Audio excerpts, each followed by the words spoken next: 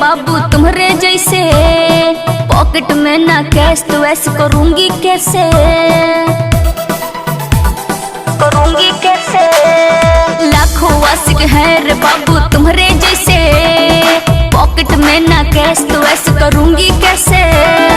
Hall में film hall में meeting कराओगे मेरे को, हॉल में फिल्म हॉल में मीटिंग कराओगे मेरे को। बोलो हो लड़की आई डोंट नो हमरा दिल से निकल के जो, लड़की आई डोंट नो हमरा दिल से निकल के जो, लड़की आई डोंट नो हमरा दिल से निकल के जो। अरे इतना भाव क्यों खा रहे हो?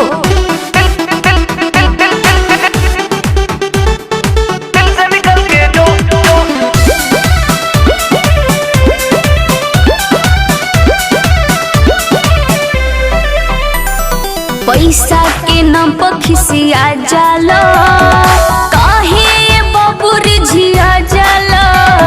फ्री में मजा मारल चाहेला, ऐसन हसीना के डांटेला। तू तो है उड़न बाज तेरे नखरे हजार, बेबी तेरे जैसे लड़की से करूंगा ना प्यार।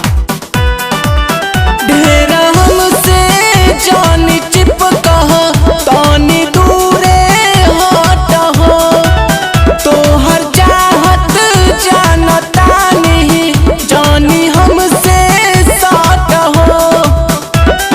पार्क में वॉकिंग होटल में डिनर कराओगे मेरे को, पार्क में वॉकिंग होटल में डिनर कराओगे मेरे को।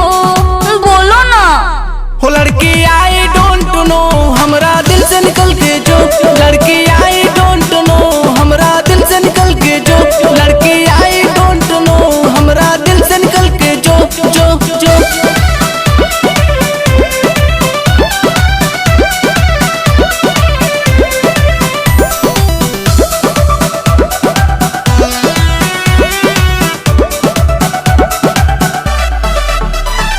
सुन अखिलेश ढेर बोला ना, राज अपन भीतर के खोला ना।